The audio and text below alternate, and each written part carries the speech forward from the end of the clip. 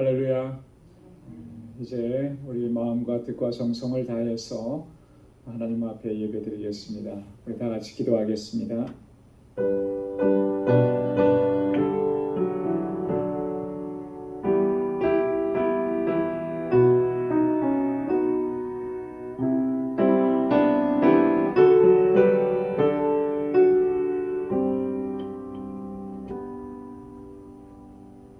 여호와의 산에 오를 자 누구며 그 거룩한 곳에 설 자가 누군고 곧 손이 깨끗하며 마음이 청결하며 뜻을 허탄한 데 두지 아니하며 거짓 맹세치 아니하는 자로다. 저는 여호와께 복을 받고 구원의 하나님께 의를 얻으리니 이는 여호와를 찾는 족속이요 야곱의 하나님의 얼굴을 구하는 자로다. 아멘. 은혜가 풍성하시고 자비하신 하나님, 오늘 이 저녁에도 거룩하신 주님 앞으로 저희들을 인도해 주시고 우리 마음을 다하고 힘을 다하고 뜻을 다하여 하나님께 경배와 찬양 예배드리게 하시니 감사합니다. 지난 3일 동안 세상에 사는 동안에 하나님의 은혜로 우리를 이끌어 주시고 그 매 순간순간이 주님의 권능의 손길의 역사였음을 우리로 하여금 깨닫게 하시니 하나님 감사합니다. 이 시간 주님을 예배하는 저희 심령 온전히 주님을 향할 수 있도록 도와주시고 성령께서 우리 마음과 생각을 주장하여 주옵소서. 하나님 받으시기에 합당한 예배 올려드릴 수 있도록 성령께서 우리를 인도하여 주옵시고 우리의 영을 거룩하게 하시고 정결하게 하여 주옵소서. 이 시간 우리 가운데 임하시고 우리의 예배를 받아주시며 주님의 평강으로 덧입혀 주옵소서. 이 예수님의 이름으로 기원하옵나이다. 아멘. 전능하사 천지를 만드신 하나님 아버지를 내가 믿사오며 그 외아들 우리 주 예수 그리스도를 믿사오니 이는 성령으로 잉태하사 동정녀 마리아에게 나시고 본디오 빌라도에게 고난을 받으사 십자가에 못 박혀 죽으시고 장사한 지 사흘 만에 죽은 자 가운데서 다시 살아나시며 하늘에 오르사 전능하신 하나님 우편에 앉아 계시다가 저리로서 산 자와 죽은 자를 심판하러 오시리라. 성령을 믿사오며 거룩한 공예와 성도가 서로 교통하는 것과 죄를 사하여 주시는 것과 몸이 다시 사는 것과 영원히 사는 것을 믿사옵나이다. 아멘. 찬양으로 하나님께 영광 돌리겠습니다. 사랑해요. 목소리 높여.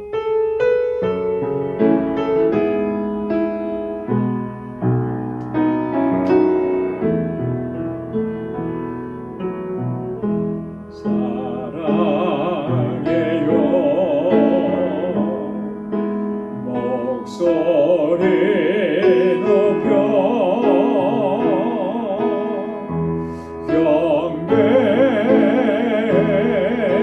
경배요 내 영혼 기뻐 나의 왕 나의 목소리 주님 귀에 곱게 곱게 울리기.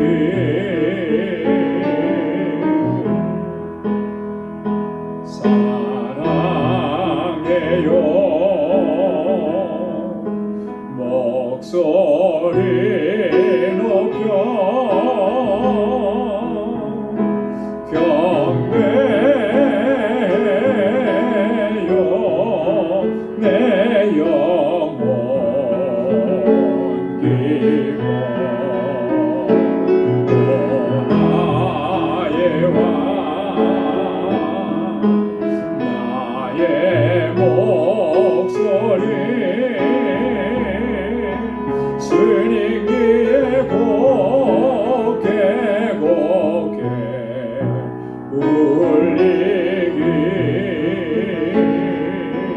번 더요.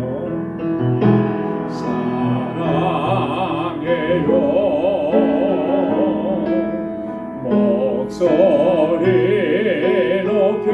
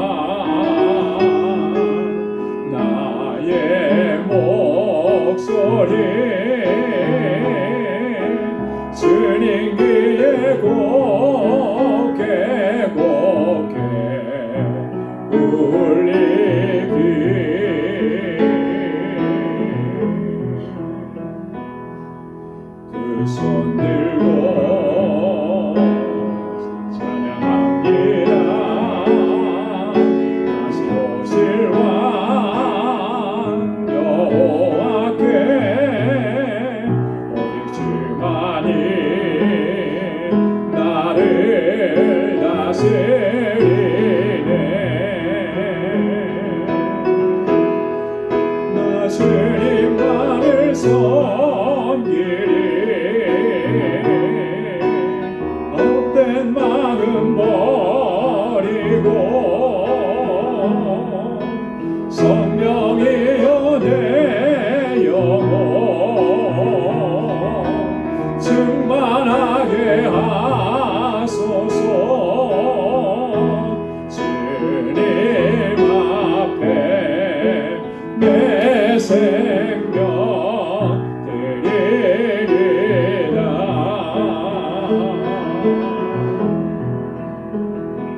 두 손 들고 찬양합니다. 다시 오실 왕 여호와께 그만이 나를 다스리네.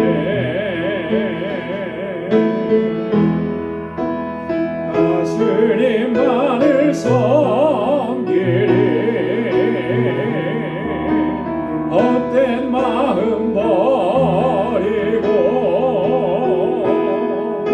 성령이여 내 영혼 충만하게 하소서. 주님 앞에 내 생명 드리리라. 아멘. 예수 십자가에 흘린 피로써 우리 힘차게 박수하면서 찬양하겠습니다.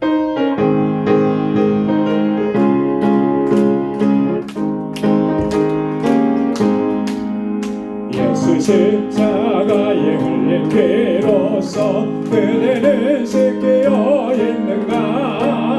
더러운 죄 위게 하는 능력을 그대는 참을지 않은가. 예수의 보혈로 그대는 씻기어 있는가. 마음속에 여러 가지 죄악이 깨끗이 씻기어 있는가. 주 예수와 밤낮으로 늘 함께 그대는 행동을 하는가. 아무 때나 어디든지 그대는 십자가 붙들고 있는가. 예수의 보혈로 그대는 씻기어 있는가. 마음속에 여러 가지 죄악이 깨끗이 씻기어 있는가. 주님 예수 다시 올 때 그대는 영접할 예복이 있는가. 그대 몸은 거룩한 곳 성전에 들어갈 준비가 됐는가. 예수의 보혈로 그대는 씻기어 있는가. 마음속에 여러 가지 죄악이 깨끗이 씻기어 있는가. 모든 죄에 더러워진 예복을 주 앞에 지금 다 벗어서 샘물같이 솟아나는 보혈로 눈보다 너희게 씻으라. 예수의 보혈로 그대는 씻기어 있는가. 마음속에 여러 가지 죄악이 깨끗이 씻기어 있는가. 사절요. 모든 죄에 더러워진 예복을 주 앞에 지금 다 벗어서 샘물같이 솟아나는 보혈로 눈보다 너희게 씻으라. 예수의 보혈로 그대는 씻기어 있는가. 마음속에 여러 가지 죄악이 깨끗이 씻기어 있는가. 아멘. 주님의 보혈 보혈로 우리의 마음속에 있는 죄악들을 깨끗이 씻어주기를 소원합니다. 내가 깊은 곳에서 찬양하겠습니다.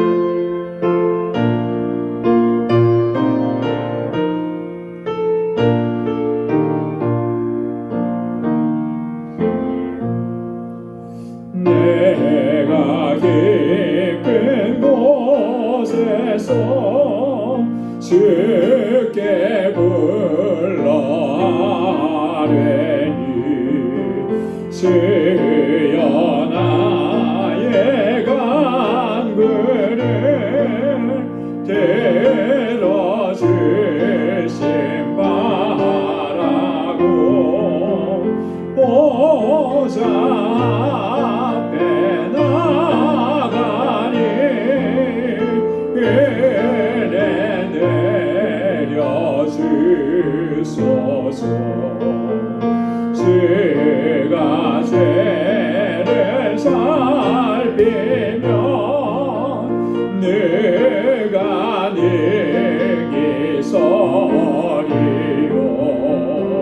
오직 주만 모든 죄 용서하여 주시니 주님 앞에 떨면서 용서하십니다. 하승근이 새벽을 기다리고 말하니 나의 영혼 주님만 간절하게 바라네. 이스라엘 백성아 주를 바랄지어다. 이스라엘 백성아 주만 믿고 바라라. 주의 깊은 은총에 우리 구원이 있으니 변함없는 주님만 믿고 기다릴지라.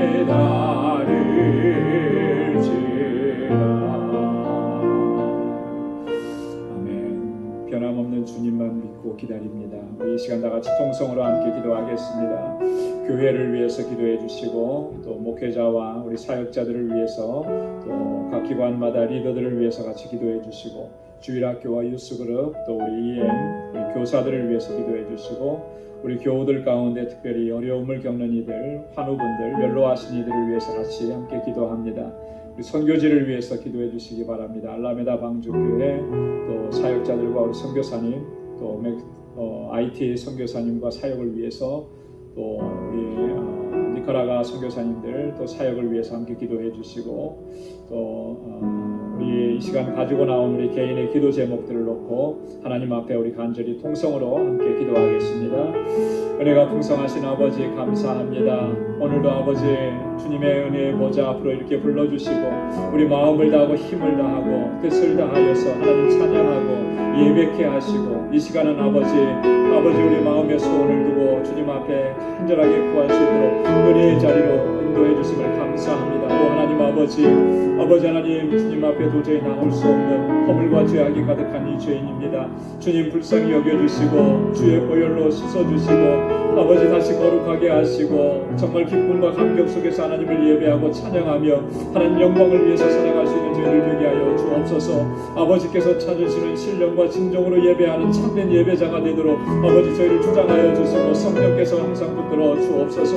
아버지 하나님 이 시간 주님의 은총을 바라며 아버지 주님 앞에 간구하고 기도합니다. 아버지께서 세워주신 우리 방주재단 아버지 하나님 주의 권속들을 불러 모아주시고 마음과 뜻을 같이 하게 하시고 하나님을 예배케 하시고 아버지 진정한 예배 공동체가 되게 하신 아버지 이 시간 아버지 주님 앞에 간절히 간구하고 기도하오니 주님의 뜻대로 온전히 행할 수 있는 이 교회가 되게 하여 주시고 세상을 향하여서 구원의 방주로서 사명 잘 감당하게 하옵소서.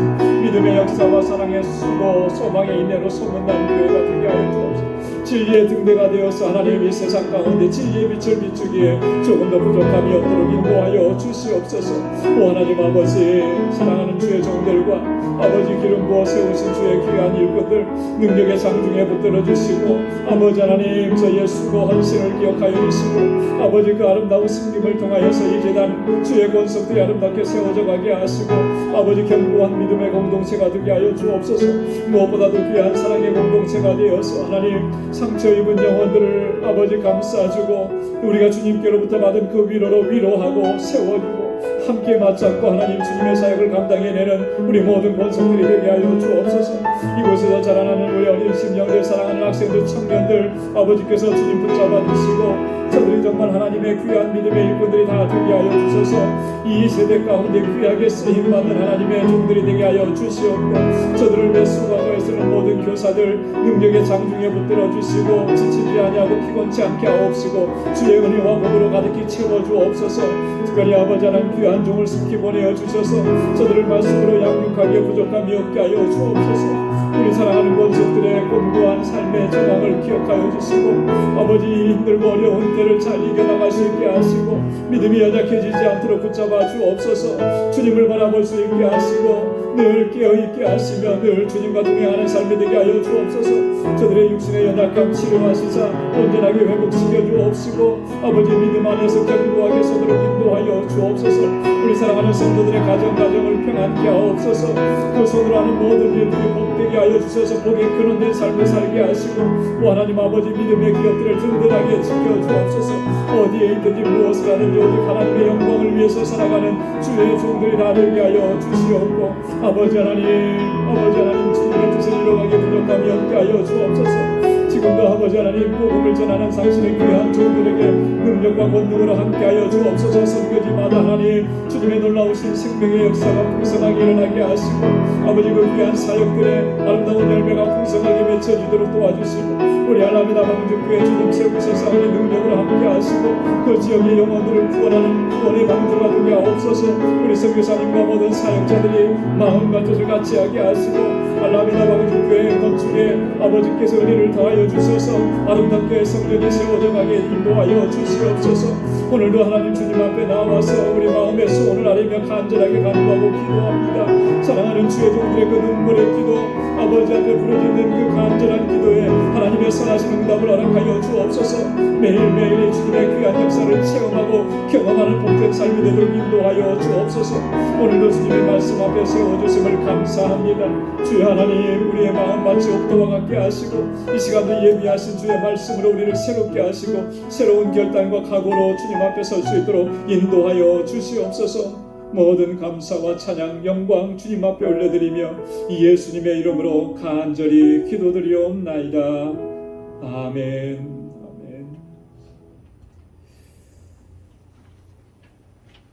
오늘 이 시간 우리 함께 묵상한 하나님의 말씀입니다. 고린도전서 제4장 14절에서 21절까지 말씀입니다. 고린도전서 제4장 14절에서 21절 마지막 절까지요. 우리 한 절씩 교독하도록 하겠습니다. 내가 너희를 부끄럽게 하려고 이것을 쓰는 것이 아니라 오직 너희를 내 사랑하는 자녀같이 권하려 하는 것이라.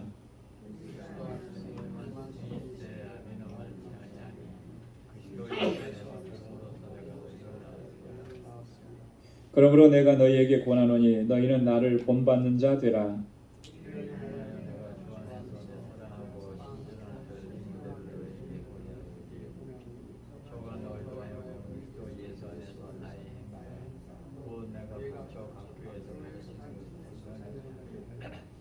어떤 이들은 내가 너희에게 나아가지 아니할 것 같이 스스로 교만하여졌으나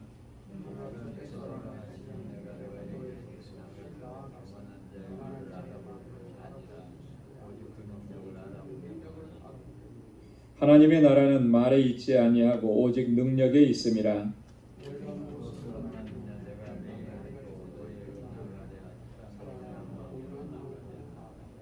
아멘. 오늘 말씀은 우리 고린도전서 4장의 이제 마지막 부분입니다. 우리가 지난주에 그 6절부터 13절까지 말씀을 우리 같이 묵상하면서 거기에서 중요한 몇 가지 내용을 좀 살펴보면 바울이 6절에서 그런 권면을 했습니다. 기록한 말씀 밖에 넘어가지 말라. 말씀 안에서 행하고 말씀대로 살아가라, 이런 말씀이죠. 말씀을 넘어가는 그런 그런 잘못을 범치 말라, 이렇게 권고했었습니다. 그리고 또한 너희가 지금 받지 않은 것이 뭐가 있느냐, 지금 너희가 누리고 있는 거, 너희의 삶의 모든 부분들에 다 하나님께서 허락해 주신 것 아니냐. 그런데 마치 받지 아니한 것처럼 내 스스로의 어떤 힘과 노력으로 그것을 이룬 것처럼 그렇게 자랑하느냐, 그러지 말라라고 하는 권고죠. 그러면서 하나님께서 자신들, 사역자들, 사도들을 어떻게 다루셨었는지를 얘기합니다. 복음을 전하기 위해서 어떠한 일들까지 겪게 했느냐, 후욕을 당하고 핍박을 당하고 비방을 당하고 나중에는 이 만물의 찢기 같은 그런 미말에까지 내려두셨다라고 하는 거예요.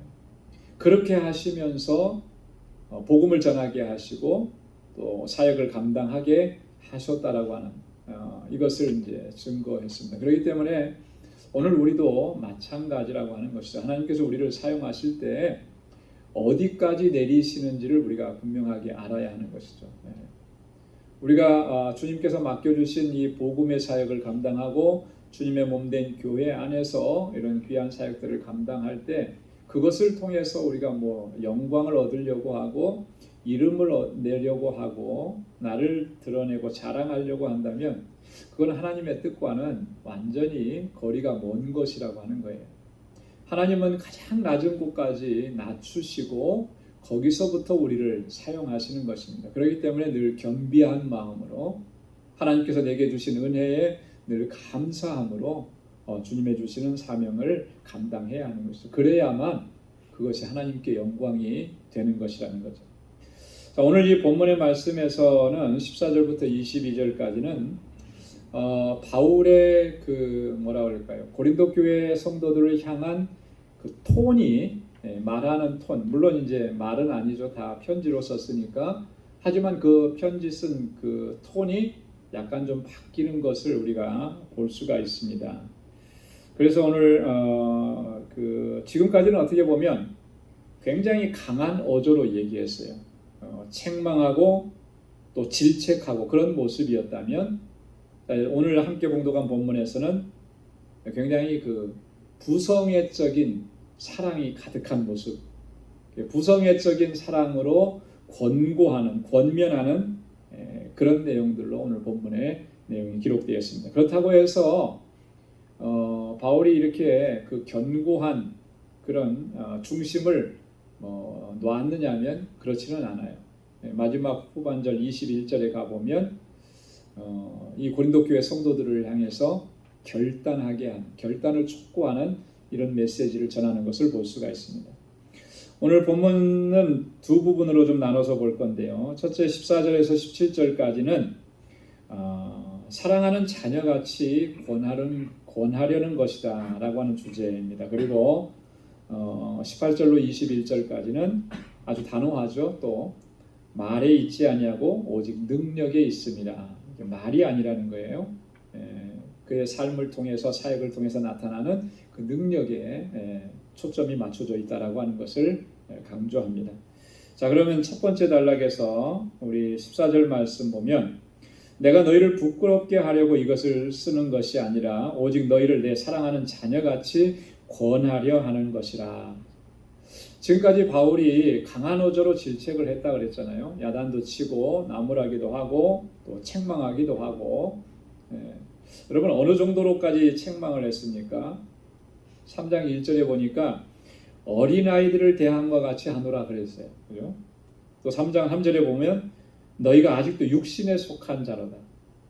듣는 사람 입장에서는 만약에 이렇게 들으면 굉장히 기분이 상할 수도 있어요. 그죠? 나름대로는 내가 교회에서 이러이러한 위치에 있는데 나를 어린아이와 같다. 나름대로는 열심히 신앙생활 하려고 하는데 너희는 여전히 육신에 속한 자라. 이러면 듣는 사람 입장에서는 굉장히 좀 기분이 안 좋을 수 있죠. 그 정도로 바울이 지금 아주 강한 어조로 이야기했다는 거예요. 4장 7절에서도 보면 너희가 어찌해서 받지 않은 것처럼 자랑하느냐, 그거 잘못됐다라고 질책하는 거죠. 이렇게 했었습니다. 그러나 그 모든 것들이 이게 내가 너희를 부끄럽게 하려고 그래서 쓴 것은 아니다라고 하는 거예요. 부끄럽게 하려고 그런 게 아니다. 여러분 우리가 강한 어조로 책망하고 질책한다라고 하는 것은 뭘 의미하느냐면요, 그만큼 아끼고 사랑하기 때문이다라고 하는 거예요. 그죠? 정말로 그를 아끼고 그를 사랑하기 때문에 잘못된 부분이 있으면은 그걸 반드시 고치도록 강한 어조로 이야기하는 것입니다.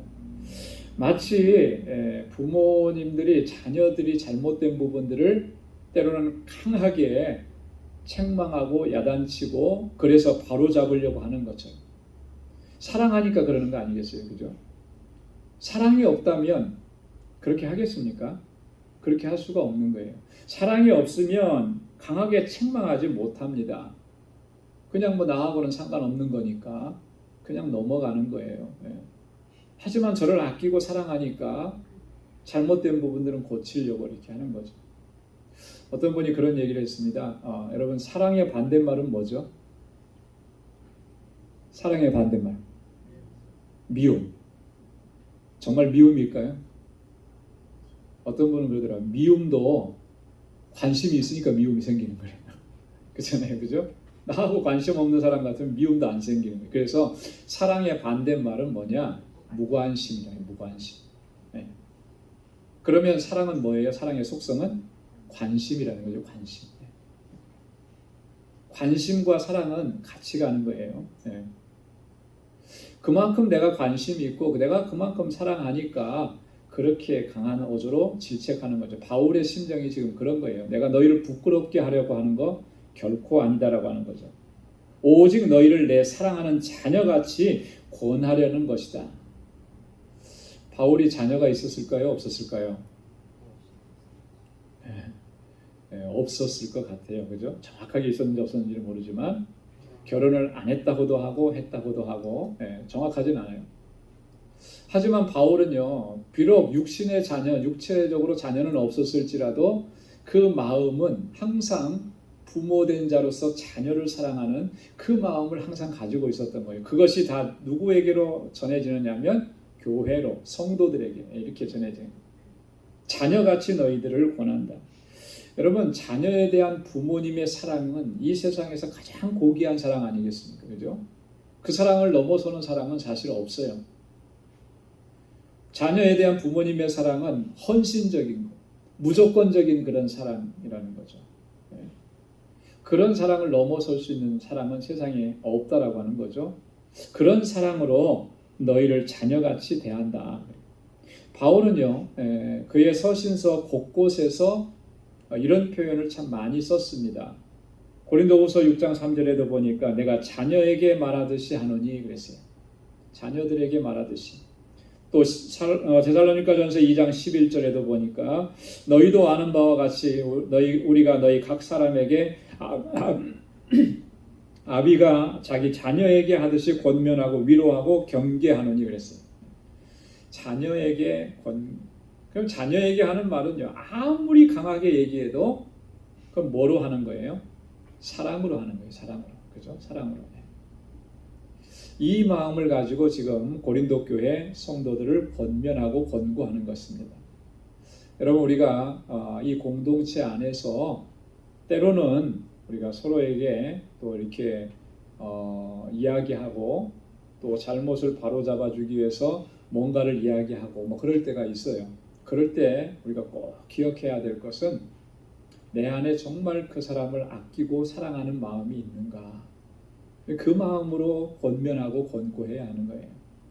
그렇지 않으면 시험 들기 딱 좋습니다. 시험 들기.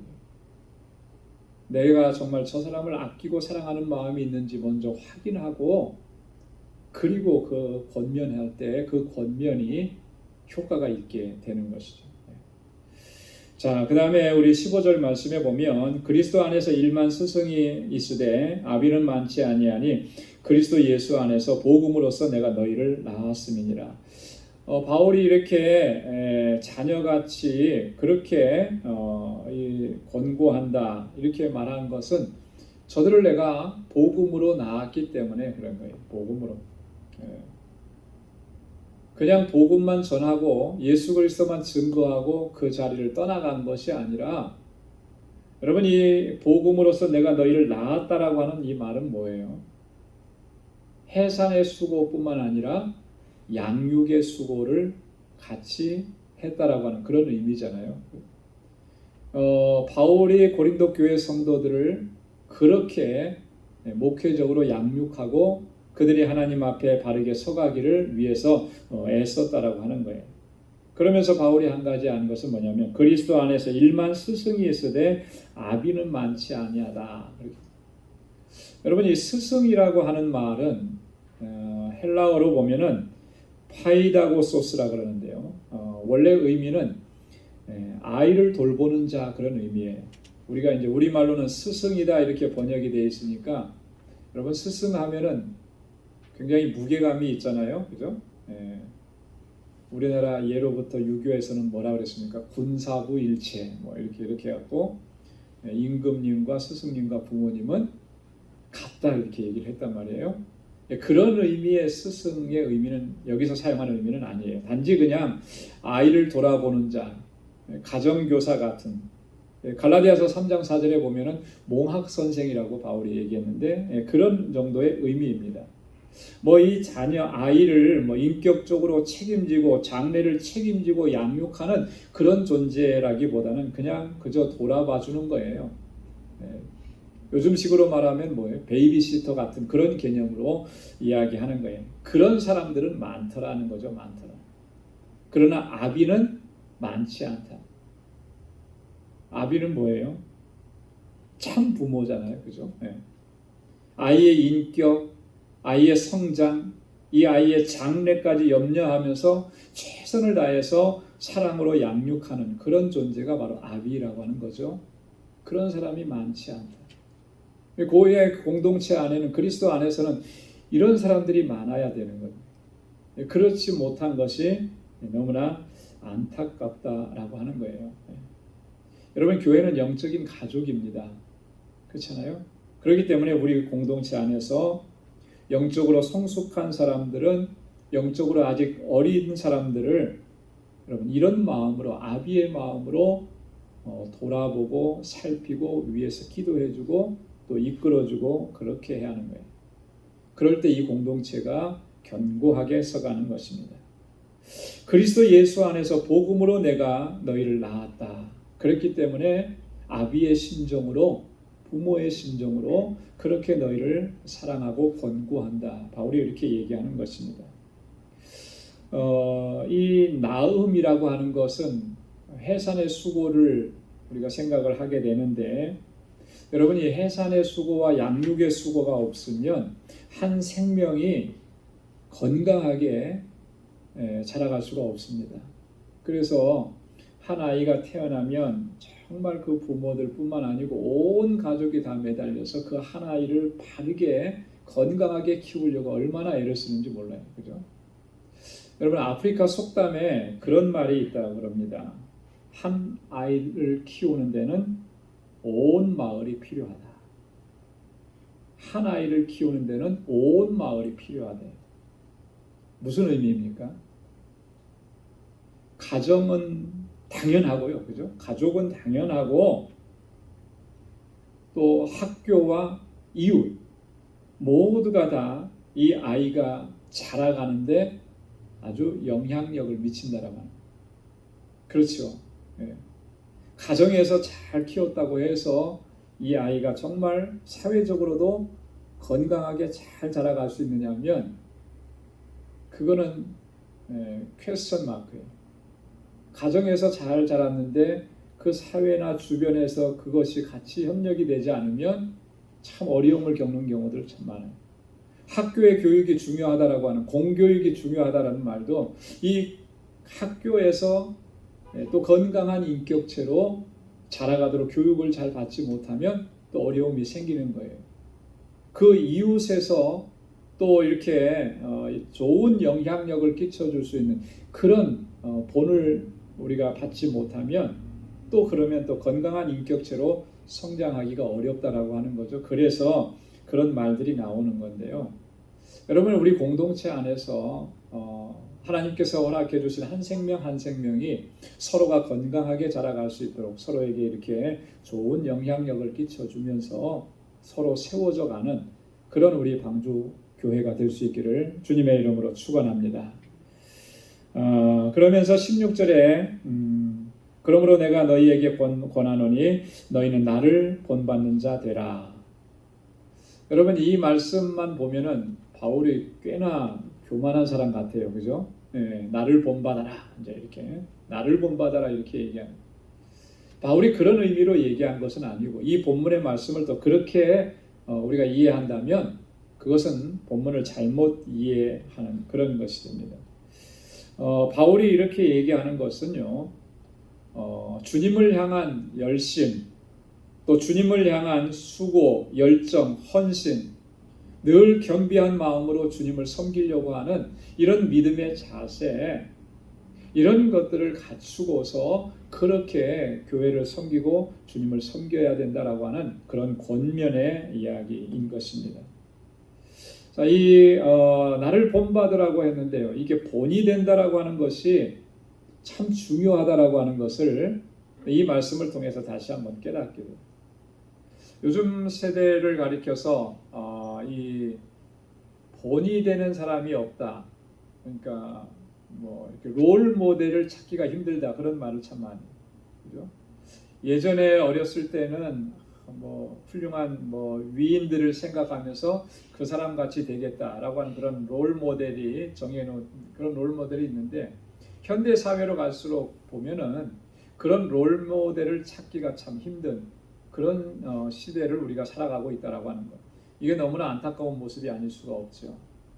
롤 모델이 있다라고 하는 것은 굉장히 우리에게 아주 좋은 영향, 선한 영향력을 끼칠 수가 있는 것입니다. 우리 공동체 안에서도 우리가 서로를 바라볼 때 저분을 바라보면 참 신앙적으로 내가 본받아야 될 분이다. 여러분 이렇게 생각하는 사람들이 우리 공동체 안에 사실 많아야 되는 거예요. 그죠? 기도에 본이 되는 사람, 말씀을 묵상하는데 본이 되는 사람, 교회에서 섬기는데 본이 되는 사람들이 많아져야 된다라고. 그래서 누군가를 바라보면 저분의 저런 모습을 내가 담고 싶어. 여러분 이런 일들이 많이 일어나면 일어날수록 그 공동체는 정말 견고하게 서가고 아름답게 세워져 가는 거예요. 근데 아무리 돌아봐도 본이 될 만한 사람이 없어. 이렇게 돼버린다면 이것은 정말 그 공동체가 너무나 연약한 공동체고 위태로운 공동체라고 하는 것을 우리가 그렇게 생각할 수밖에 없다라고 하는 거죠. 여러분 우리가 나 한 사람 한 사람이 우리 한 사람 한 사람이 정말 주님 앞에서 신실하게 살아가기를 힘쓰면, 그죠? 정직하고 진실하게 살아가기를 힘쓰고 정말 마음을 다하고 뜻을 다하고 힘을 다해서 하나님 섬기기를 힘쓰면 그의 그 모습은 누군가에게 본이 될 것입니다. 누군가는 그 모습을 보면서 나도 저렇게 신앙생활 해야 되겠다 도전을 받게 되는 것입니다. 여러분 우리 한 사람 한 사람이 그러한 사람이 될 수 있기를 주님의 이름으로 축원합니다. 자, 17절에 보면 바울이 이 고린도 교회 성도들을 권면하면서 이렇게 말로만 권고하지 아니하고 편지로만 써보내지 않고 직접 한 사람을 보냅니다. 그 사람이 누구냐면 디모데를 보내는 거예요. 자, 17절 말씀 보면 이를 인하여 내가 주 안에서 내 사랑하고 신실한 아들 디모데를 너희에게 보내었노니 저가 너희로 하여금 그리스도 예수 안에서 나의 행사 곧 내가 각처 교회에서 가르치는 것을 생각나게 하리라. 이를 인하여 그랬어요. 이를 인하여 무엇을 인해서 앞에서 바울이 권고한 그런 내용들이죠. 너희가 나를 본받으라 했던 그런 어떤 신앙의 권고를 이루기 위해서 내가 사랑하고 신실하는 아들 디모데를 너희에게 보냈다. 여러분이 디모데는 바울에게 있어서 너무나 소중한 사람이었죠. 그죠?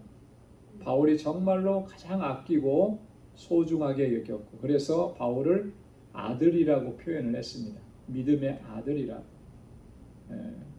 그래서 바울이 항상 이 디모데를 위해서 늘 애쓰고 권고하고 기도하는 내용들이 디모데 전후서에 이렇게 잘 기록되어 있는 것을 우리가 알 수가 있습니다. 사도행전을 보면 바울은 이 디모데를 어디에서 만났느냐면요. 1차 전도여행 때 더베와 루스드라 지역에서 복음을 전하면서 디모데를 만나게 됩니다. 그리고 나서 2차 선교여행 때 디모데가 함께 바울과 동행해서 또 사역을 감당하게 돼요.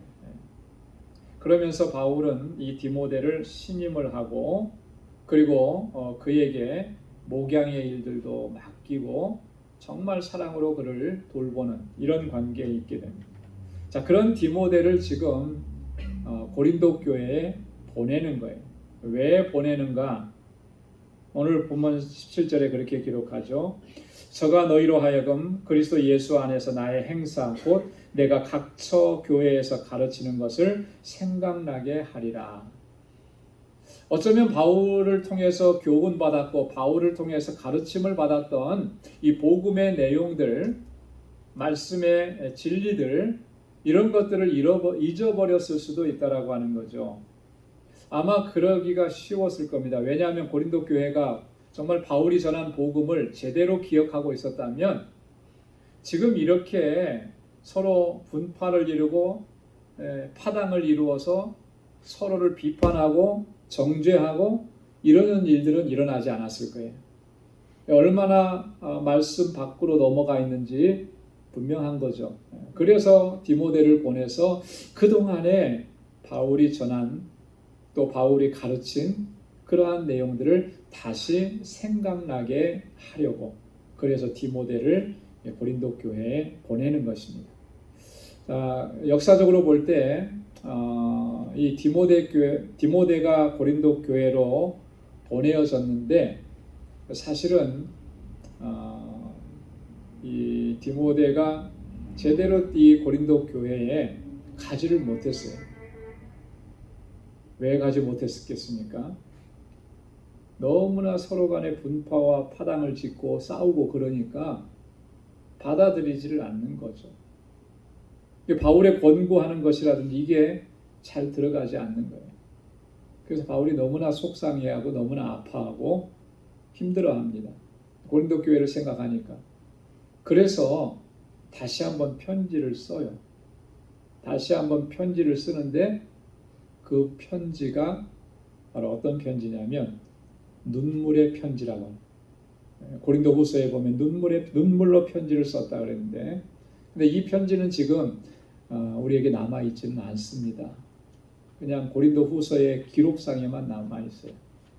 그 편지를 누구를 통해서 보내느냐면 디도를 통해서 보내요. 디도를 통해서. 얼마나 간절함을 담아서 편지를 썼겠습니까? 그런데 디도가 고린도 교회에 갔는데도 소식이 없어요. 고린도후서 2장에 보면 소식이 없으니까 얼마나 더 답답했겠어요. 나중에 우여곡절을 겪고 나서 디도가 이 고린도 교회에 가서 바울의 이 편지를 전합니다. 그리고 그 전해졌다는 소식을 바울이 받게 돼요. 그래서 너무너무 기뻐하고 감사해하는 모습이 고린도후서에 나타납니다. 그리고 나서 다시 편지를 보낸 것이 고린도후서가 되는 거죠. 바울은 이렇게 이 고린도 교회 성도들을 위해서 정말 애를 쓰고 그들이 말씀 안에서 견고하게 서기를 위해서 그렇게 힘을 쓴 거예요. 그 결과 고린도 교회가 회복되기 시작했다라고 하는 거죠. 자, 그 다음에 18절로부터 21절까지 바울의 어조가 조금은 단호해집니다. 말에 있지 않고 오직 능력에 있다. 뭐가 그러냐라고 하는 거죠. 여러분, 이 고린도 교회 성도들 중에는 오늘 이 바울이 지금 이야기하고 있는 이 표현에서도 볼 수 있듯이 바울을 이렇게 배격하고 바울을 거부하는 또 그리고 바울을 반대하는 그런 부류들이 있었던 것을 우리가 알 수가 있습니다. 그래서 그들 중에 일부는 이렇게 교만한 마음으로 행하는 사람들이었다는 거죠.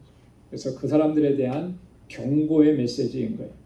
이 사람들은 바울의 사도권을 도전을 했습니다. 사도권을 부정을 했어요. 그리고 바울이 앞에서 말했던 것처럼 저들은 하나님의 말씀을 가지고 그리고 공동체를 세워나가려고 한 게 아니고 말과 지혜의 아름다움, 세상의 지혜를 가지고 그것을 자랑하던 그런 부류의 사람들이었다라고 하는 거죠.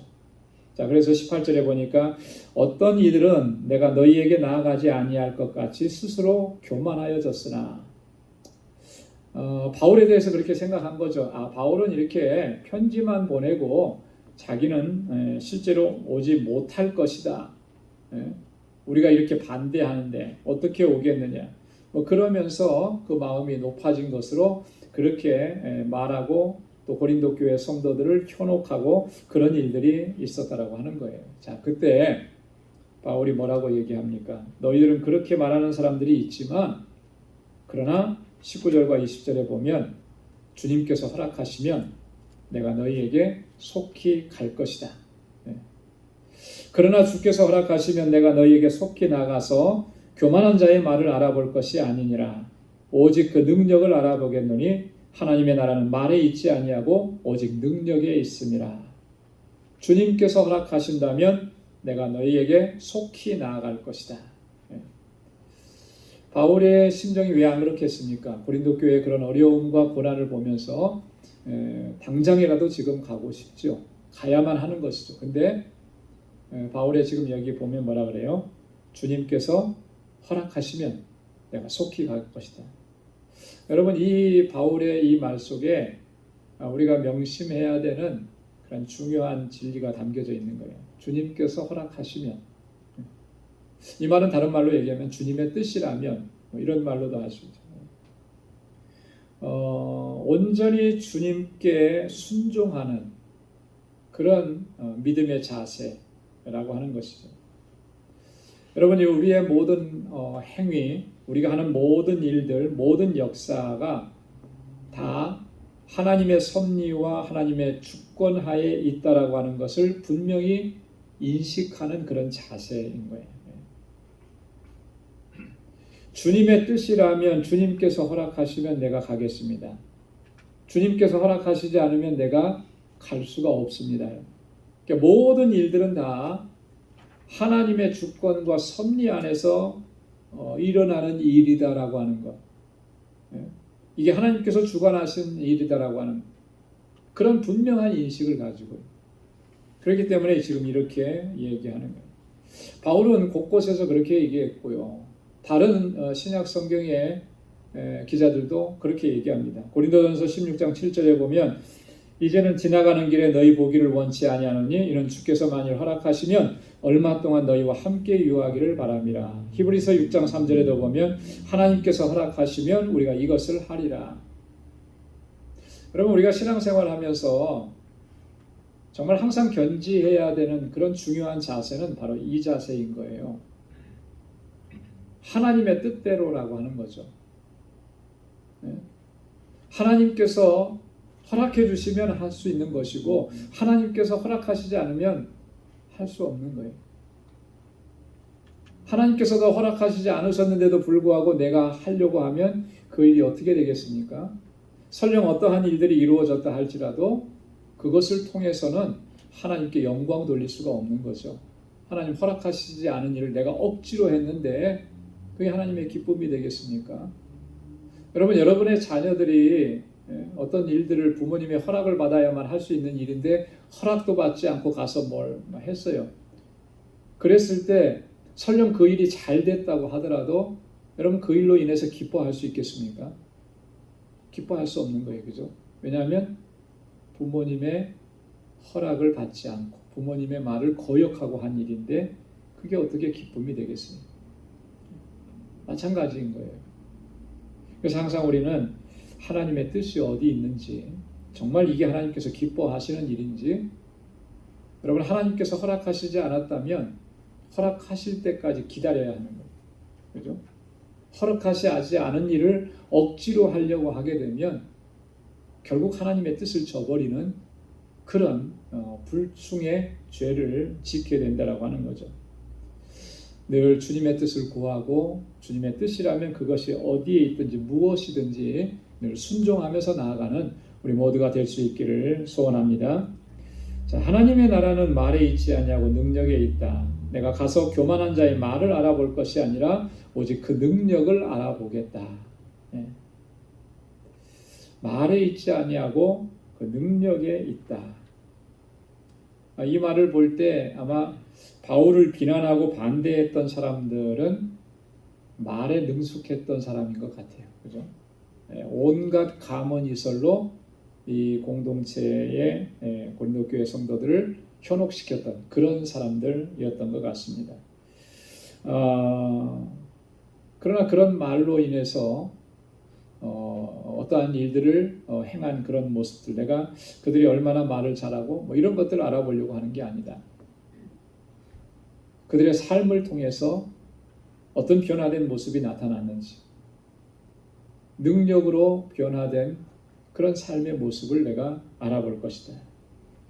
여기서 능력이라고 이렇게 얘기했죠. 헬라어로는 두나미스라 그러는데 어떤 능력이냐면 성령의 능력이라고 합니다. 그죠? 하나님이 주시는 능력. 성령의 능력으로 그 일을 행하고 있느냐라고 하는 것을 보겠다라고 하는 거예요. 이 성령의 능력은 하나님의 지혜로 말미암아서 변화된 삶을 살아가게끔 하는 그런 능력. 성령께서 우리 안에서 역사하시면 사람은 변화하게 되어 있죠. 그런 능력이, 그런 역사가 일어나고 있는지 그것을 확인할 것이다. 그럼 이게 굉장히 중요합니다. 말을 잘한다고 해서, 말을 많이 한다고 해서, 청산유수와 같이 말한다고 해서 그것이 정말 그 사람의 영적인 능력이냐면 그럴 수도 있지만 안 그럴 수도 있는 거예요. 하나님께서 주시는 능력으로 행하지 않으면 그 말이라고 하는 것은 오히려 사람을 파괴하고 그리스도의 십자가의 영광을 가리는 그런 일들을 하게 됩니다.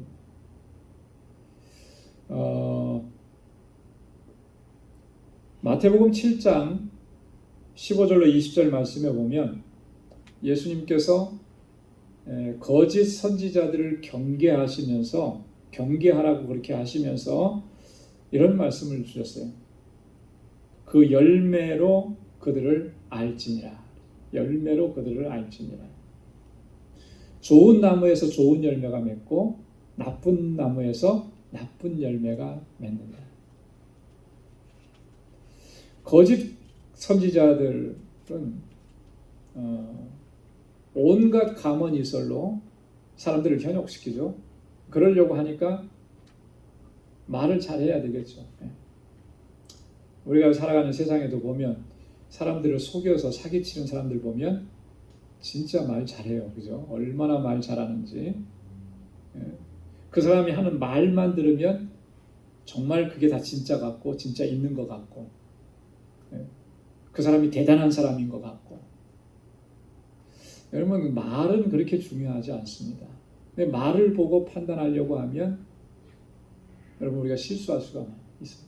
그 사람의 삶의 모습을 보면 그 사람의 삶의 모습이 그 사람 자체를 얘기해 주는 거예요. 그죠? 왜냐하면 그가 생각하는 거, 그가 마음에 품은 것들, 그런 것들은 다 그 삶의 모습으로 드러나게끔 되어 있기 때문에 예수님께서 교훈하시고 경계하라고 하신 것이 그런 의미죠. 거짓 선지자들이 와가지고 온갖 말로 너희를 유혹해도 거기에 현혹되지 말고 그 사람들이 어떻게 살아가고 있는지 어떤 열매를 맺는지 그것을 보고 판단해야 한다는 거예요. 그가 좋은 나무라면 반드시 좋은 열매를 맺게 되어 있다. 그러나 그가 나쁜 나무라면 거기서 좋은 열매가 맺혀질 수가 없다라고 하는 거예요. 이런 분별력을 가져야 한다라고 하는 것이죠. 이게 굉장히 중요해요. 그래야만 우리가 흔들리지 않는 거예요. 이 분별력이 없으면 누군가가 한마디 말한 것 가지고 그 말이 좋아 보이니까 흔들리게 되고 흔들리는 정도가 아니라 나중에는 정말 무너지게 되는 안타까운 일들이 벌어지게 되는 거죠. 그래서 바울이 지금 그렇게 얘기한 거예요. 내가 가면 말을 확인할 것이 아니고 능력을 보겠다. 왜냐하면 하나님의 나라는 말에 있지 아니하고 어디에 있다 그랬어요? 능력에 있기 때문에 그래요. 하나님의 나라라고 하는 것은 하나님의 통치와 하나님의 다스리심인데 능력에 있다라고 하는 것은 뭐겠어요?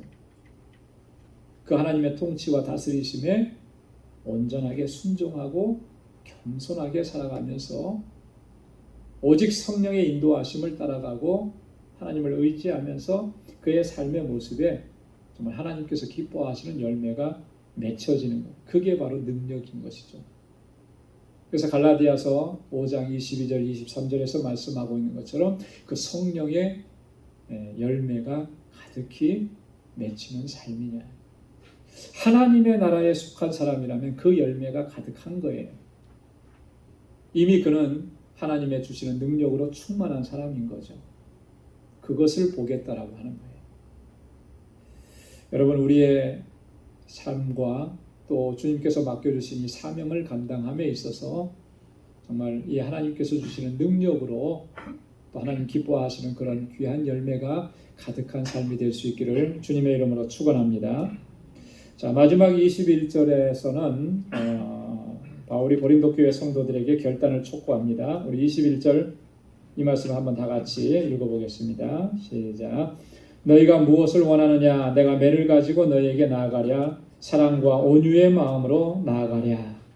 자, 너희가 무엇을 원하냐? 이 둘 중에 하나. 매를 가지고 너희에게 나갈까? 사랑과 온유한 마음으로 나갈까? 여러분, 자, 이렇게 얘기하면 그럼 뭐 선택하시겠어요? 당연히 사랑과 온유의 마음. 바울은 이렇게 둘 중에 하나를 선택하라. 내가 뭐 가지고 갈지 이거 얘기하는 게 아니고 본질적인 의미는 이런 거예요.